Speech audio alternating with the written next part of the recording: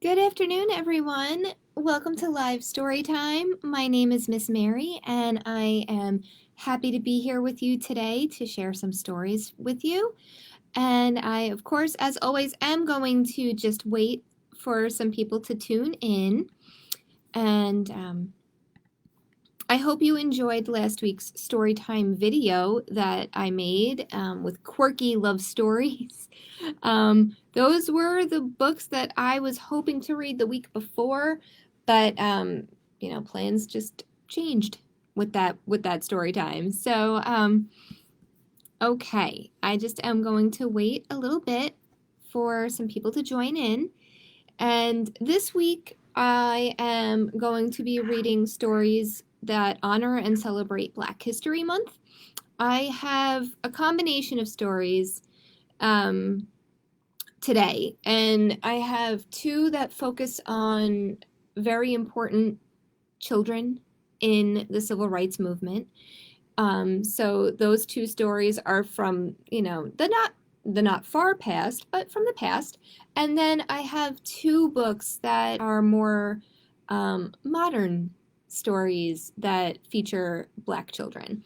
So I'm excited about the books that we're reading today in honor and celebration of Black History Month. I see a couple of comments. Hi, Laura. Hi, Sadie. Hi, Callie. Hi, Angelique. Hi, Braylon. Good to see you. As always, say hello in the chat, and I will be sure to give you a shout out. If I don't see it, or if I see something, a comment being made while I'm reading, I promise I will answer your comment after my book is over. And also, just a reminder, as always, that there is a little bit of a delay. So I say something and you write something, and sometimes the comment is a little bit delayed on my end. So I'm not ignoring you. I promise I'm not ignoring you. I just haven't seen it yet. So as soon as I see your comment, I will be sure to answer. If you have a question for me, if you just want to say something fun, absolutely fine. Without further ado, let's get going with this week's dedication to Black History Month. Okay. This first story is a true classic. It's called The Story of Ruby Bridges by Robert Coles, and I think you will be fascinated by this little girl. Callie wants to know if you like craisins. Before I start with Ruby Bridges, a very important question. Yes, I love craisins, Callie. I actually like craisins more than regular raisins. Fun fact. Yeah. And craisins come in cool flavors, but I like the original craisin flavor the best. I guess it's cranberry. So yes, I love craisins. Okay, here we go. The story of Ruby Bridges. Some of these stories today, just a heads up, are a little bit longer. The two that are more, that are the older stories. So, hi Margie, hi Sammy, good to see you. Glad you're here. Okay, here we go. Ruby Bridges was born in a small cabin near Tylertown, Mississippi. We were very poor, very, very poor. Ruby said, "My daddy worked picking crops. We just barely got by. There were times when we didn't have much to eat. The people who owned the land were bringing in machines to pick the crops. So my daddy lost his job, and that's when we had to move. I remember us leaving. I was 4, I think." In 1957, the family moved to New Orleans. Ruby's father became a janitor. Her mother took care of the children during the day. After they were tucked in bed, Ruby's mother went to work scrubbing floors in a bank. Every Sunday, the family went to church. "We wanted our children to be near God's Spirit," Ruby's mother said. "We wanted them to start feeling close to Him from the very start." At that time, Black children and white children went to separate schools in New Orleans. The black children were not able to receive the same education as the white children. It wasn't fair, and it was against the nation's law. In 1960, a judge ordered 4 black girls to go to 2 white elementary schools. 3 of the girls were sent to McDonough 19. 6-year-old Ruby Bridges was sent to 1st grade in the William Frantz Elementary School. Okay, she's 6 years old. Remember this, okay? Ruby's parents were proud that their daughter had been chosen to take part in an important event in American history. They went to church. We sat there and prayed to God. Ruby's mother said that we'd all be strong and we'd have courage and we'd get through any trouble, and Ruby would be a good girl and she'd hold her head up and high and be a credit to her own people and a credit to all the American people. We prayed long and we prayed hard. On Ruby's first day, a large crowd of angry white people gathered outside the Frantz Elementary School. The people carried signs that said they didn't want black children in a white school. People called Ruby names. Some wanted to hurt her. The city and state police did not help Ruby. The President of the United States ordered federal marshals to walk with Ruby into the school building. The marshals had to carry guns. Every day, for weeks that turned into months, Ruby experienced that kind of school day. She walked to the Frantz school surrounded by marshals, wearing a clean dress and a bow in her hair, carrying her lunch pail. Ruby walked slowly for the first few blocks. As Ruby approached the school, she saw a crowd of people marching up and down the street. Men and women and children shouted at her. They pushed toward her. The marshals kept them from Ruby by threatening to arrest them. Ruby would hurry through the crowd and not say a word. The white people in the neighborhood would not send their children to school. When Ruby got inside the building, she was all alone except for her teacher, Mrs. Henry. There were no other children to keep Ruby company, to play with and learn with, to eat lunch with. But every day, Ruby went into the classroom with a big smile on her face, ready to get down to the business of learning. She was polite and she worked well at her desk, Mrs. Henry said. She enjoyed her time there. She didn't seem nervous or anxious or irritable or scared. She seemed as normal and relaxed as any child I've ever taught. So Ruby began learning how to read and write in an empty classroom, an empty building. How sad is that, right? But what a strong little girl. Sometimes I'd look at her and wonder how she did it, said Mrs. Henry. How she went by all those mobs and sat here all by herself and yet seemed so relaxed and comfortable. Mrs. Henry would question Ruby in order to find out if the girl was really nervous and afraid, even though she seemed so calm and confident. But Ruby kept saying she was doing fine. The teacher decided to wait and see if Ruby would keep on being so relaxed and hopeful, or if she'd gradually begin to wear down, or even decide that she no longer wanted to go to school. Then, one morning, something happened. Mrs. Henry stood by the window in her classroom as she usually did, watching Ruby walk toward the school. Suddenly, Ruby stopped right in front of the mob of howling and screaming people. She stood there facing all those men and women. She seemed to be talking to them. Mrs. Henry saw Ruby's lips moving and wondered what Ruby could be saying. The crowd seemed ready to hurt her. The marshals were frightened. They tried to persuade Ruby to move along. They tried to hurry her into the school, but Ruby wouldn't budge. Then Ruby stopped talking and walked into the school. When she went into the classroom, Mrs. Henry asked her what happened. Mrs. Henry told Ruby that she'd been watching and that she was surprised when Ruby stopped and talked with the people in the mob. Ruby became irritated. "I didn't stop and talk with them," she said. "Ruby, I saw you talking," Mrs. Henry said. "I saw your lips moving." I wasn't talking, said Ruby. I was praying. I was praying for them. Every morning, Ruby had stopped a few blocks away from school to say a prayer for the people who hated her. That morning, she had forgotten until she was already in the middle of the angry mob.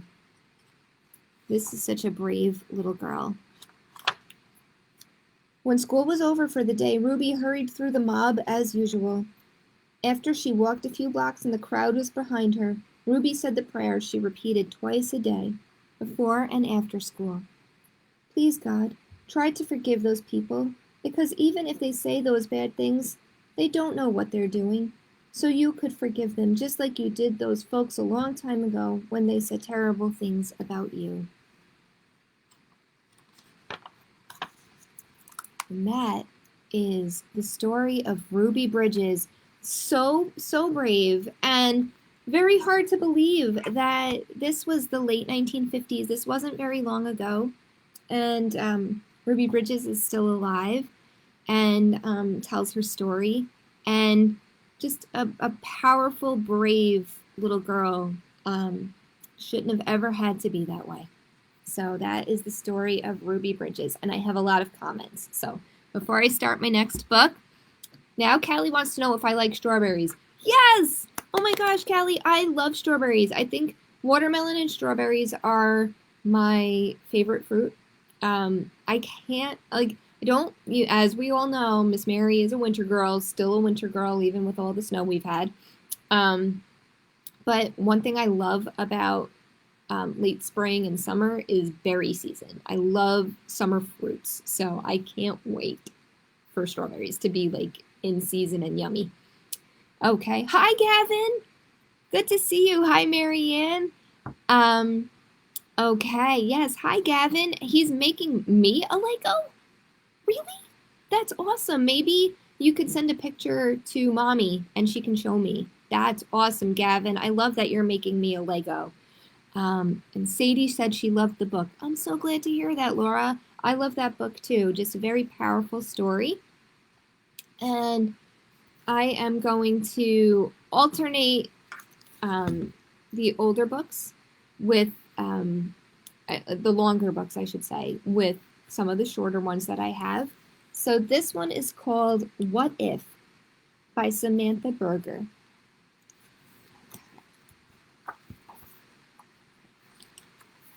I just thought this one was very lovely and inspiring. So here we go. Okay,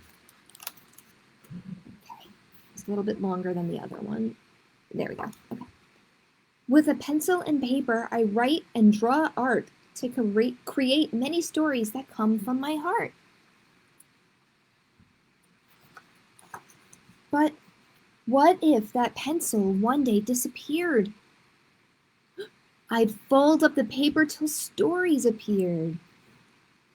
That's right, that's called origami when you fold paper like that into cool shapes. And what if that paper was no longer there? I'd chisel the table and then carve the chair. And what if there wasn't a chair here at all? I'd chip and I'd peel at the paint on the wall. And what if there wasn't a wall anymore? I might build a story from the boards in the floor. Without any floor, I could still use the land and stretch out a tail in the dirt, and sketch out a tail in the dirt with my hand. I could still shape the leaves. I could still sculpt the snow.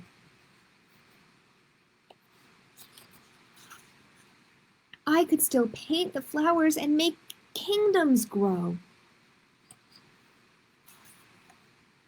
Without any land, I would still use the light, invent shadow stories the sun would ignite. If there was no light, I would still use my voice to sing out my stories, to chant and rejoice. Love this page. I'd still have my body to twist and to bend, to dance out my stories, beginning to end.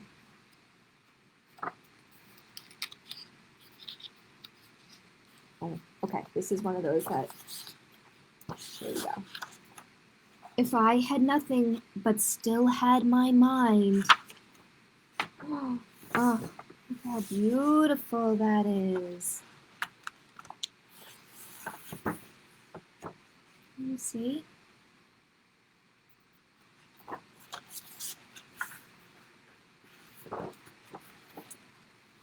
If I know nothing but one bit of fate, as long as I live, I will always create. As long as I live, I will always create. And that is the story of What If. Okay. A big smile when I said his name. Aw, that's awesome. Hi, Gavin. Hi again. Yeah, everybody loves hearing their name, right? It's like, I'm talking right to you. So I hope you're having a good day with Grandma, Gavin. That's awesome that you tuned into Storytime. Okay. Again, if you are here and you haven't said hello in the chat, please feel free. I will give you a shout out. Of course, if I am in the middle of a book and I see your comment coming in, I will reply after my book is done. But please feel free to ask a question in the chat. I've gotten asked about my favorite fruit and if I like raisins so far. I love fun questions like that. So ask Miss Mary something. Today I am honoring and celebrating Black History Month. So we are reading stories about Black children from the Civil Rights Movement and also some newer stories that celebrate Black culture. So, all right, this next one is called The Youngest Marcher by Cynthia Levinson. And this is the story of Audrey Faye Hendricks. She was a very young civil rights activist. And I actually found this book a couple of years ago. I want to say, a couple of years ago, 2019-ish. And I had never heard of Audrey Faye Hendricks before this. And before I read this book, and wow. Wait until you hear what this brave little girl did. Okay, here we go. Okay, I gotta adjust again. Here we go. Whenever Mike flew into town, Audrey and her mama cooked. Barbecued ribs, stewed greens, sweet potato souffle, and Audrey's favorite, hot rolls baptized in butter. That sounds like a lot of butter. Other folks knew Mike as Martin or Dr. King. The Hendrickses used his nickname. They did the same with the other ministers too, like Fred Shuttlesworth and Jim Bevel. After Mike blessed the feast, okay, so hold on 1 second. There we go. Okay. Mama expected Audrey to keep still during supper, but when grown-ups talked about wiping out the segregation laws that kept people, black and white people, apart in Birmingham, she just had to speak up. Audrey intended to go places and do things like anybody else. I want to eat my ice cream inside Newberry's. I want to sit downstairs at the Alabama. I don't want hand-me-down school books, but stools at the counter, plush movie theater seats, books so fresh they'd crackle when you opened them. Those were for white children. Hush, hissed Mama. 9-year-old children should not speak in front of company, especially ministers like Mike, Fred, and Jim, who are bringing dreams of justice. Okay, so now we know. Audrey's 9. Okay, 9 years old. Audrey knew all about segregation. She knew to pay the driver at the front of the bus, then step off and walk around to the back door. Drink from the fountain with the dirty bowl and the warm water. Use the freight elevator at department stores downtown. Front row seats, cool water, elevators with white-gloved operators. Laws said that those were for white folks. Every Monday night, Audrey and her mama and daddy and her aunts, uncles, and cousins joined neighbors and friends at Fred's church for worship, fellowship, and testimony. She sang and swayed along with the movement choir, her voice spirited and spiritual. Black and white together, we shall overcome. For once, she didn't have to keep still. Then came testimonies. White store owners won't hire me. Ku Kluxers chased me. Policemen called me names. The hateful stories made Audrey squirm. She tried to tell her mama, that's not right. Shh. How could Mama expect her to shh? She had to make things right. But what could she do? When Mike visited Fred's church, thousands of people crowded around to hear him preach. In a voice as taut as steel cables, as smooth as glass, he intoned, segregation is morally wrong and sinful. That's true, fired up, Audrey sat taller. An unjust law is no law at all, he proclaimed. Audrey had listened to Mike explain his plan at her supper table and knew what he meant. If a law is unjust, disobey it. Sit down inside Newberry's. Picket those white stores. March to protest those unfair laws. Why, even marching was against the law. Then get arrested. Fill the jails, Mike exclaimed. Fill Birmingham jails so full that policemen can't squeeze in one more person. Pack the cells so tight that police will have to quit arresting people for demanding their rights. Audrey just knew Mike's plan would work. She twisted in her pew to see which grown-ups would walk down the aisle and volunteer for jail. But they mostly stayed put, eyes staring at their feet, hands on their knees. Feet, hands, and knees didn't move. Fill the jails, Mike pleaded, meeting after meeting, but heads shook. All around her, Audrey heard, no, best not break those segregation laws. My boss will fire me. My landlord will evict me. Policemen will beat me. But if nobody protested, Mike's plan would fail. Police would keep arresting anyone, anytime, for anything, forever. Audrey would never be able to go to places and do things like everybody else. One night, Jim announced a new idea. If grown-ups won't do it, fill the jails with children. Audrey leaped to her feet. I want to go to jail, she declared. Mama looked deep and saw that Audrey's eyes begged. Please? Okay, Mama said. Audrey strutted down that aisle. She was going to jail. Now remember, 9 years old.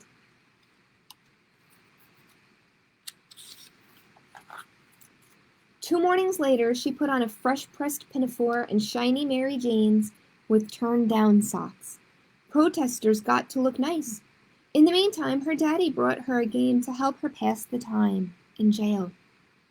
Her mama and daddy took her by Center Street Elementary to tell her teacher she'd be absent, maybe for a whole week. Miss Wills wrapped her arms around her. Audrey knew she was proud of her. She said goodbye to her grandparents. You'll be fine, her grandmother said. She knew Audrey would be brave, and so did Audrey. Then her mama and daddy drove her to 16th Street Baptist Church where the children were gathering. Even before she reached the door, Audrey heard loud voices chanting freedom songs. Inside, hundreds of big kids called out to friends and crowded around signs for their high schools. Parker, Carver. Her head swiveled. Where was the sign for Center Street Elementary? She was the only protester from her school, the youngest child in her whole church. She knew no one. Audrey huddled by her parents in the basement. But when Jim lined her up with the others 2 by 2 and the doors swung open, Audrey straightened up. She was going to break a law and go to jail to help make things right. Clutching a protest sign in one hand and her game in the other, Audrey marched out the door. She stomped and sang, "Ain't gonna let nobody turn me around, turn me around, turn me around." Half a block from the church, a white policeman stopped Audrey. He pointed toward a paddy wagon. Sentence: 1 week in juvenile hall.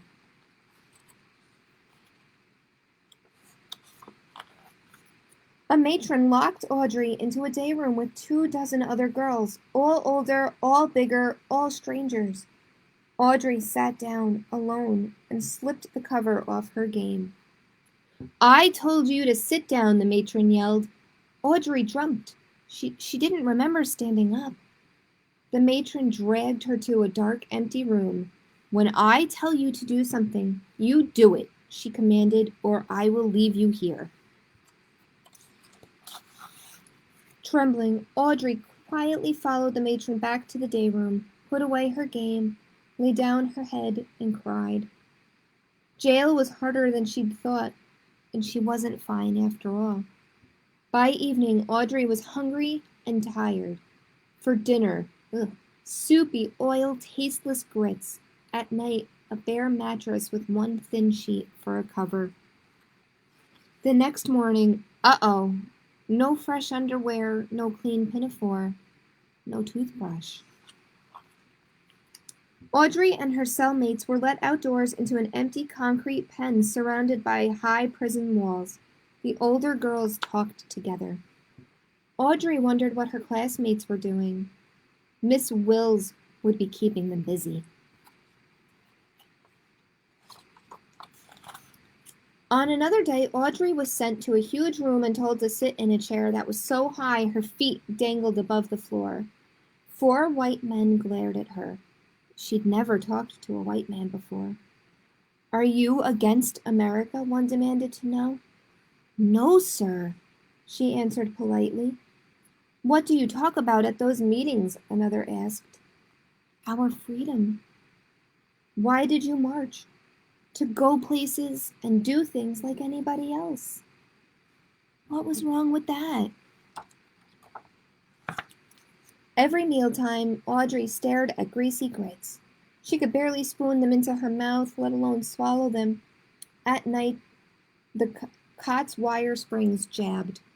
Every morning, she had nothing to do but sit alone with her game. In the afternoons, though, more kids crowded into the day room. Some days, many of them arrived sopping wet. A girl explained that firemen aimed powerful hoses at the children. Surging water spun them off their feet and down the street. They got up and kept marching anyway, until they, too, were sent to jail. By Audrey's 5th day in detention, the police couldn't squeeze in one more person. "We filled up all the rooms! We filled up all the rooms!" Audrey practically jumped up and down. She was so proud. Watching television in the day room, she saw black people stroll straight into stores and restaurants like they belonged there. Nobody else could be sent to jail. Everything had changed. After 7 days, Audrey went home.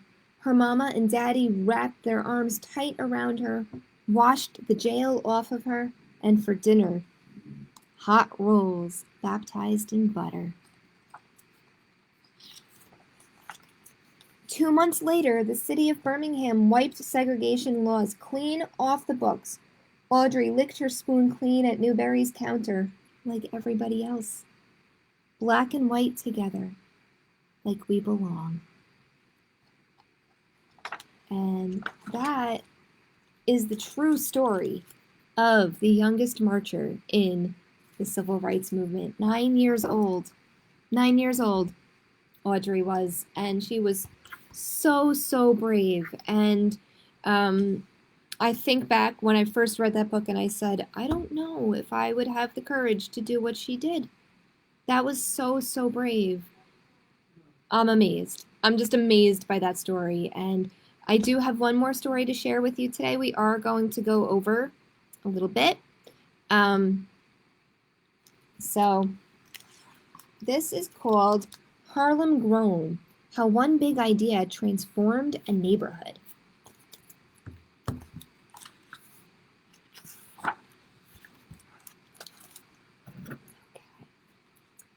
Once, in a big city called New York, in a bustling neighborhood called Harlem, there was an empty lot.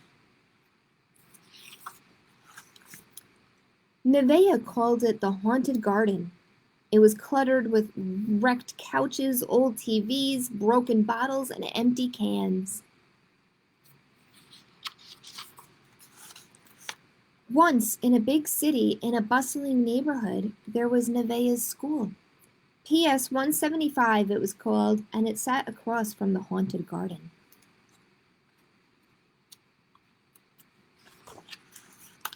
One day, a man came to PS 175. Mr. Tony, the kids called him. When Mr. Tony saw those kids and that haunted garden, he had an idea. He began to clear the haunted garden, one piece of trash at a time. Soon, it was a clean slate, a blank canvas. Mr. Tony laid down new, clean soil. He invited Nevaeh to help. Seeds, shovels, water. They're going to make a garden and grow a garden. Nevaeh started to plant. Then she dug holes in the ground. Into the holes she placed her seedlings. Then she carefully covered them with dirt. Her friends came too. 400 seedlings went into the ground, one for each kid. Basil, mint, cilantro, rosemary. Then the kids watered and weeded, and their plants began to grow. Once, when Nevaeh came to the lot after school, oh no, her plant was wilted and sad. "We'll try again," said Mr. Tony. "We'll plant something different."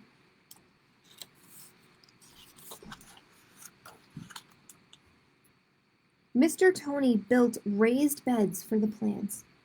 Wood, hammer, nails. The kids tried again. Peas and broccoli, mint and eggplants. They watered and weeded. And at last, look, tomatoes, cucumbers, peppers, blueberries, strawberries, collard greens, kale, basil, arugula. Oh my.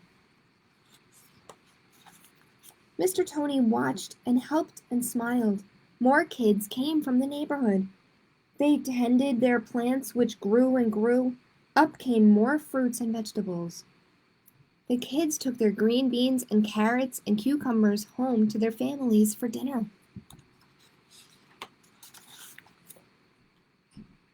Once, in a big city called New York, in a bustling neighborhood called Harlem, there was a man with an idea. There were kids who wanted to help, and they made a farm.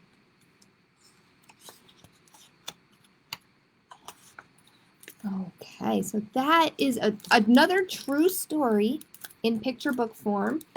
And another awesome fact is that, where does it say now? There are 12 of these gardens all around Harlem now. It started off with one little garden that was made from a cleared out empty lot. And it just goes to show like what you can do when you have a great team behind you and you have a great idea. So I wanted to thank one of my coworkers, Miss Lissetti, for recommending this book to me. She told me about this book and I said, I have to read that. And I loved it. So thank you, Lissetti, for sharing that. And I hope you all enjoyed Storytime this week.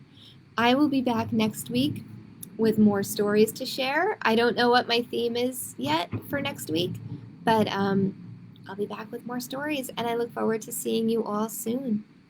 Bye, everyone.